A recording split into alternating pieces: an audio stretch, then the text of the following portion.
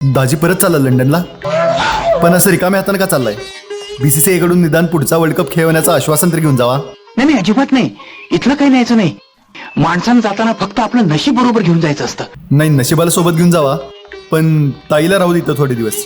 त्याचं काय आहे, सध्या सगळीकडे हळदी कुंकवाचे कार्यक्रम सुरू आहेत. लोक म्हणायला नकोत लंडनला गेली आणि चालीरीती विसरली. बरं, मी तुम्हाला चुकून वेडं वाकडं बोललो असेल तर मला माफ. अहो दाजी, काय पण काय बोलालाय? तुमच्या तोंडून बेनस्टोक ऐकायला तर आम्ही प्रत्येक वन डे सिरीजची वाट बघत बसतोय. नाही रे, नाही असं बोलू नकोस. नाही, तुम्ही असं बोलू नका. तुम्हाला नाराज केलं म्हणून ताई तेवढ्यावर माझ्यावर भांडायची. ए, तू मुंगेपणा उगाच करू नकोस. तिच्याशी भांडू नकोस ना उगाच. नाही, मी नाही भांडणार तिच्या बरोबर. मी घेईन तिची काळजी आणि 4 दिवसांनी बरोबर लंडनच्या गाडीत बसवीन तिला. पण दाजी, पुढची वन डे सिरीज 6 महिन्यानं आहे, तेव्हा येणार ना खेळायला? बघूया, नशिबात असं तर पुन्हा भेटू. हो दाजी, प्लीज असं बोलू नका. पाया पडतो बघा तुमच्या. तुम्ही IPL खेळायला येणार माहिती आहे आम्हाला. वन डे खेळायला पण यायचं. वर्ल्ड कप परत खेळायचं बघा, मला काय माहित नाही.